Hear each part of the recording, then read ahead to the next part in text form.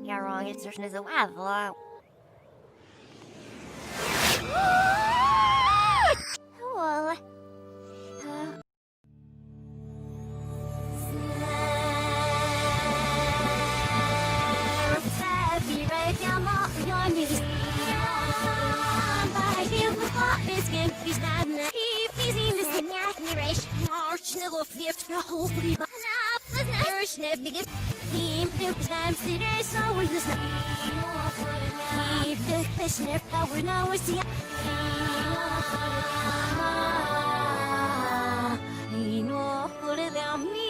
Hello and welcome to the premiere episode of the Friendship Rewind. I'm your host, Alex Inman, and today is the day, October 10th, 2020, the 10th anniversary of My Little Pony, Friendship is Magic.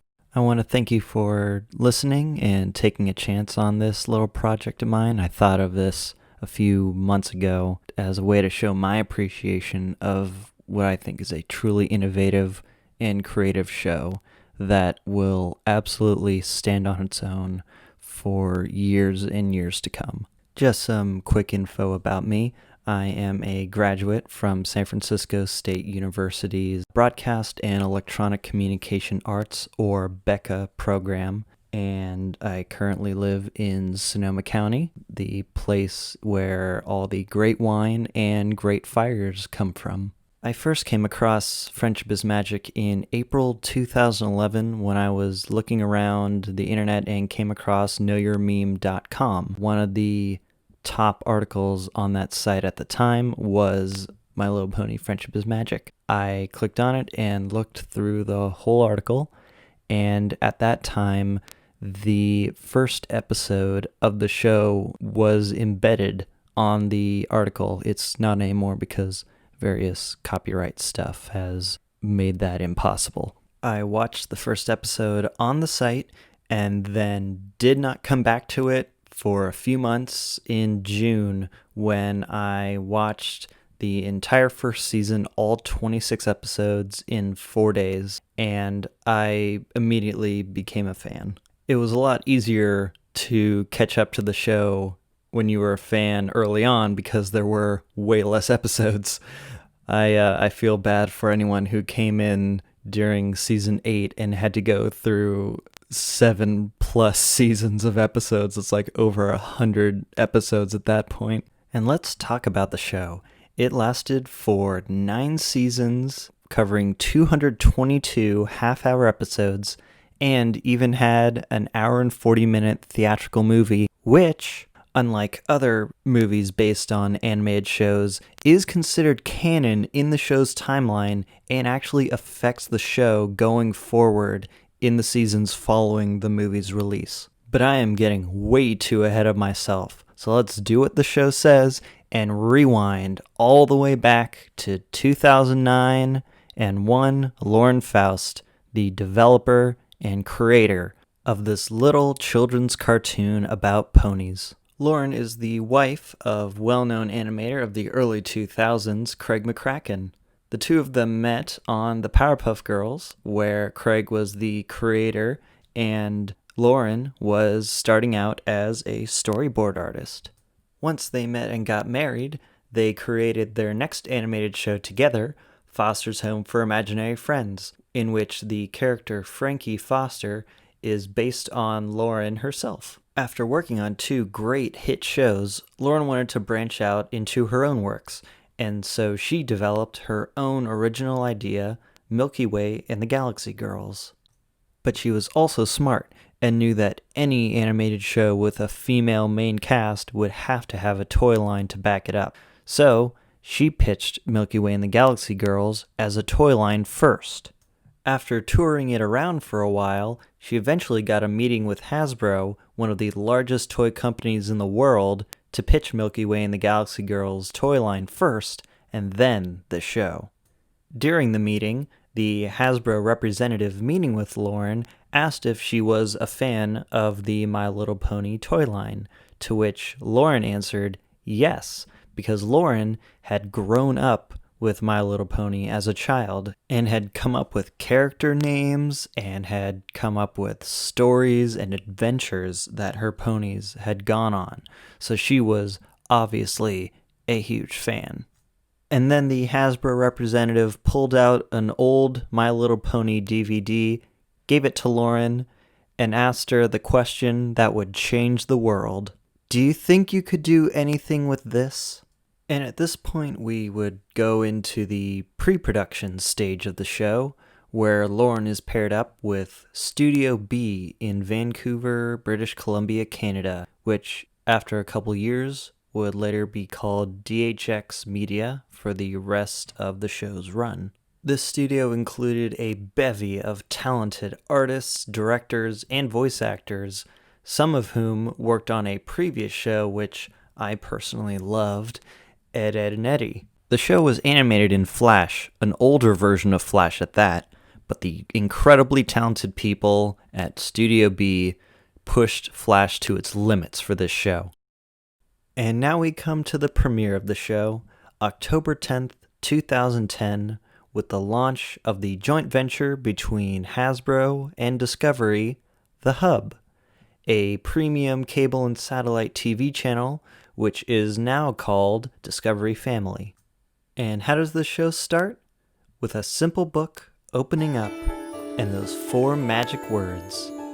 Once upon a time, in the magical land of Equestria, there were 2 regal sisters who ruled together and created harmony for all the land. The story talks about these 2 sisters using their magical powers to control the sun and moon respectively, until one day, the younger sister, who controls the moon, becomes jealous of her older sister and all the ponies playing in the daytime while everyone sleeps through her night. Her jealousy transforms her into an evil pony of darkness, Nightmare Moon. After failing to reason with her younger sister, the elder sister reluctantly turns to the most powerful magic known to pony kind, the elements of harmony. She uses the elements of harmony to blast her sister into the moon forever. Really hardcore there. And also very sad. The story concludes by saying that the elder sister took over the duties of both the sun and the moon, and that there has been peace in the land ever since. And we come out of the book to see a purple unicorn lying down and reading the very story that we just heard. She notices the mention of the elements of harmony and wonders if she's heard about them before. Elements of harmony. I know I've heard of those before. But where? And then we get the theme. The theme song for My Little Pony Friendship is Magic starts with those classic 10 notes that have been with My Little Pony since the very start in the 80s, before going into a more upbeat, modern style. The theme song is composed by Daniel Ingram, a musical genius who I will be gushing about multiple times throughout this series, and is sung by Rebecca Shoikett, who I'll be talking more about in about 10 episodes. For now, all you need to know is that she will be singing the theme song 222 times, not really, that's a joke, and that she is great. After a short commercial break, because this is TV, we see that purple unicorn again walking down a road before being stopped by 3 other ponies. There you are, Twilight. Moondancer is having a little get-together in the West Castle courtyard. You want to come? Oh, sorry, girls. I got a lot of studying to catch up on. Does that pony do anything except study? I think she's more interested in books than friends. And that is the character introduction for Twilight Sparkle, the purple unicorn, the main character of the show, voiced by Tara Strong. If you don't know who Tara Strong is, don't worry, this isn't that kind of podcast. I will tell you that you have very likely heard her if you were a child over the past 25 years, or if you have watched any animated show over the past 25 years. She has hundreds and hundreds of credits and has been everywhere in animation. Tara is a good friend of Lauren, having been on both Powerpuff Girls as Bubbles and Foster's Home as Terrence. She even recorded a voice test for Lauren for Friendship is Magic before ultimately being cast as Twilight. As Twilight is running, you get a good taste of the show's background music done by William Anderson, a sometimes forgotten crew member who is still working at the top of his game throughout this entire series. Twilight runs up into her apartment, where she slams the door into her assistant, Spike the Dragon. Spike! Spike! Spike? There you are. Quick, find me that old copy of Predictions and Prophecies. What's that for? Well, it was a gift for Moondancer, but... More important character building here, showing that Twilight is apathetic to injuring her assistant because she wants to learn about something. Spike the Dragon is voiced by Kathy Westluck, another great voice actress. As I'm introducing these actors, I definitely encourage you to go onto IMDb, BehindTheVoiceActors.com, or Wikipedia, and check out all of these actors' filmographies, because you'd be surprised at how many shows these people have been on that you have watched. After searching through a whole bunch of books, Twilight finds the book that she is looking for, opens it up to the Elements of Harmony, and it mentions the Mare in the Moon. Once Twilight gets to the Mare in the Moon entry, she learns about a prophecy that on the longest day of the 1000th year, Nightmare Moon will escape from the moon and bring about eternal night onto the land. And since we're in a fantasy world where this stuff could actually happen, Twilight has Spike send a letter to the princess, and is sent via Dragon Flame, which is honestly a really cool idea. It's a great way to integrate a more modern email type function into a fantasy world, and you'll see these kinds of adaptations of modern technology to fit a fantasy world in the show. A reply from Princess Celestia comes almost immediately in the form of Spike belching out the letter, which is a great, funny other side of the really cool messaging idea. And instead of getting agreement and support, Princess Celestia tells Twilight to get her head out of all those dusty old books and promptly sends her away to Ponyville to manage the preparations for the Summer Sun celebration. And more importantly, to make some friends, which is just horror to Twilight's ears. Upon landing in the little quiet town, Twilight is immediately greeted by a pink pony, to which Spike asks her to just try to say hello. Hello?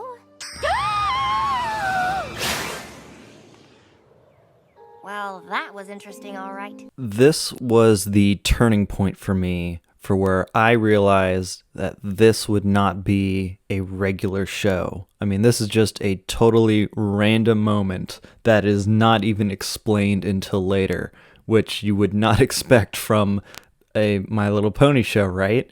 So, the first place that Twilight and Spike have to go to is Sweet Apple Acres to inspect the food. When they get on the land, they hear and see an orange pony with an apple on her flank kick a tree full of apples that all fall perfectly into apple baskets. And she does a cute little pose because she's so proud of herself. Twilight actually does better than the first time and introduces herself before being caught in an enthusiastic hoofshake, sorry. Well, how'd it do, Miss Twilight? A pleasure making your acquaintance. I'm Applejack. We here at Sweet Apple Acres sure do like making new friends. Friends? Actually, Applejack is voiced by Ashley Ball, who I would recommend you check out her band, Hey Ocean. She's also recently done some solo work, which you can see on her YouTube channel. Twilight gets roped in to sample all the food, which also coincides with the Apple family reunion and their many, many members. This here's apple fritter, apple bumpkin, red gallop, red delicious, golden delicious, caramel apple, apple strudel, apple tart, baked apples, apple brioche, apple cinnamon crisp, Big Macintosh, Apple Bloom, and Granny Smith. Up and at 'em, Granny Smith. We got guests. Soup's up. I'm here. Come. Now you might be wondering, where are the Apple parents in all this? Well, to put it bluntly, they are dead. They're actually dead. The show will never explicitly say this, but the intention from the beginning was that the parents of Applejack, Apple Bloom, and Big Macintosh are dead. But don't worry, we will be seeing the Apple parents at some point during this show. Anyway, once Twilight is finished eating way too much apple-based foods, she makes it off of the farm and onto a road, where Spike notes that there should be a Pegasus pony named Rainbow Dash clearing the clouds. And then Twilight gets slammed into a mud puddle by Rainbow Dash. Excuse me? Let me help you. There's some great visual world building here, showing that Pegasus ponies are able to physically grab clouds and shake water out of them by jumping on them. Oops, I guess I overdid it. How about this? My very own patented Rain Blow Dry. No, don't thank me. You're quite welcome. And this egotistical speedster is voiced by Ashley Ball. There are some actors that will voice multiple characters in this show, and just you wait, Ashley gets a real workout later on in the season. This scene also introduces the Wonderbolts, which are very talented flyers, kind of like the Blue Angels in our universe, and Rainbow Dash has the dream of being on that team. And this is the first of many lifelong dreams that will come up, and we'll see the journey to their dreams throughout the rest of the show. Speaking of ego, Rainbow Dash can clear the sky in 10 seconds flat. And if you time it from Twilight saying prove it to the last cloud being kicked, it is in fact exactly 10 seconds. Round and flat. What'd I say? 10 seconds flat. I'd never leave Ponyville hanging. And with the musical sting that happens every time someone wants to be friends with Twilight, she gets right on out of there to the next location, Town Hall. Inside, she finds an alabaster white-colored unicorn doing the decorations. Good afternoon. Just a moment, please. I'm in the zone, as 'twere. Oh, yes. Sparkle always does the trick, does it not? Why, Rarity, you are a talent. The voice of Rarity is Tabitha St. Germain, whom you have actually already heard as Granny Smith. Tabitha is the most prolific voice actor in this show, and will be voicing many characters. It'll become like a running joke. What is not a joke, however, is the decision to make Spike a baby dragon romantically in love with Rarity. Again, this lasts through the entire series, and it's just as unusual now as it was back then. And after finally taking notice of Twilight's horrible mane after being messed up by Rainbow Dash earlier, Rarity takes Twilight, abducts her, and brings her to her house/shop Carousel Boutique, where she proceeds to dress up Twilight in all different kinds of outfits until Twilight finally mentions that she is from Canterlot, which makes Rarity go completely starry-eyed, because going to Canterlot and opening up a store there is her life's dream. After finally having a chance to escape, Twilight makes it to the last item that she needs to check, the music for the show. Oh my. Stop please, everyone. Excuse me, sir. I mean, no offense, but your rhythm is just a teeny tiny bit off. Now, this cream-colored Pegasus seems alright, but when Twilight startles her birds away, and Twilight attempts to introduce herself, her real personality comes out. I'm Twilight Sparkle.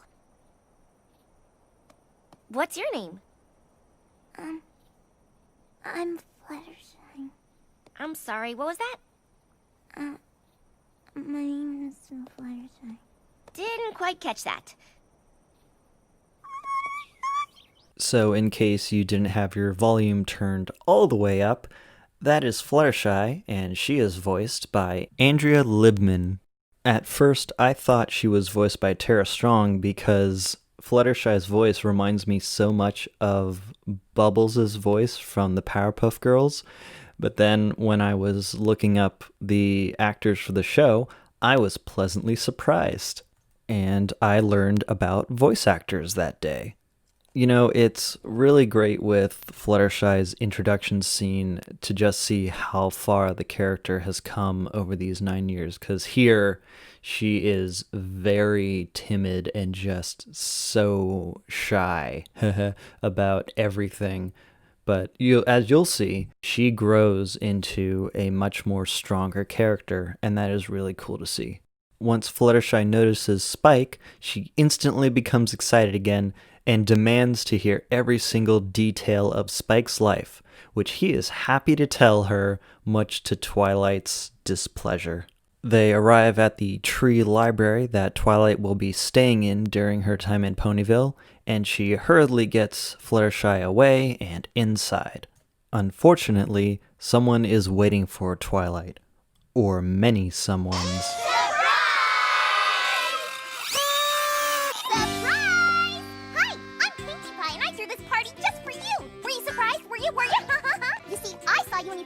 Remember? You were all hello, and I was all, remember? You see, I never saw you before, and if I never saw you before, that meant you're new. Because I know every pony, and I mean every pony in Ponyville. And if you're new, it meant you hadn't met anyone yet. And if you haven't met anyone yet, you must not have any friends. And if you don't have any friends, then you must be lonely. And that made me so sad, and I had an idea. And that's why I went, I should throw a great, big, ginormous, super-duper spectacular welcome party and invite everyone in Ponyville. See? And now you have lots and lots of friends. So, that absolute mouthful of a pink pony who we saw earlier is Pinkie Pie, and she is voiced by Andrea Libman. That's right, Andrea is voicing both the quiet introvert side and the loud extrovert side. She truly can do it all. And she's an engineer. But Twilight cannot do it all, and so after accidentally drinking hot sauce, she dashes off to her room where she stays well into the night, and the party rages on. Hey, Twilight! Pinkie Pie's starting Pin the Tail on the Pony! Wanna play? No! All the ponies in this town are crazy! Eventually, it is late enough for everyone to go to the town hall to watch Princess Celestia raise the sun. The announcement is made, the fanfare sounds, the curtains are pulled back to reveal no one. This can't be good. She's gone! And then a swirling purple cloud forms, and from it she appears. Nightmare Moon. Oh, my beloved subjects. It's been so long since I've seen your precious little sun-loving faces. And Nightmare Moon is voiced by Tabitha St. Germain, of course. But in her defense, she does evil really, really well. Remember this day, little ponies, for it was your last. From this moment forth, the night will last forever. And then all these clouds, thunder, and lightning appear. Pretty kind of scary stuff for a kid's show, to be honest. And with the future of Equestria hanging in the balance, we get our first of many to be continued. Because this show came out of the gate hard and had a 2-part episode to start it all off. And that is it for the first half of the pilot episode of My Little Pony: Friendship is Magic, airing 10 years ago today. Looking back on this episode now, you can see kind of how humble it is in its beginnings and yet still wants to tell larger scale stories, because the show respects its audience, even though its audience is 6-year-old girls, and understands that they can understand the concepts being introduced without needing to talk down to them. And that is very admirable and a big reason why this show is so successful. So, That's what I think of the episode, but I would love to hear what you think of the episode, especially since it is now 10 years old. So leave a comment, tweet at me. I'm at InmanAlex on Twitter. That is INMANALEX. And thank you so much for listening. This is just a little passion project of mine that I thought of so that this COVID thing doesn't make me go stir crazy when I'm not at work. And it's just good to look back on something that's taken up 9 years of your life, like me. It's really cool to think about. 10 years. Wow. Anyway, next week we will be concluding this pilot with the second half, so I hope you'll join me next week for the next episode of the Friendship Rewind. Thank you for listening.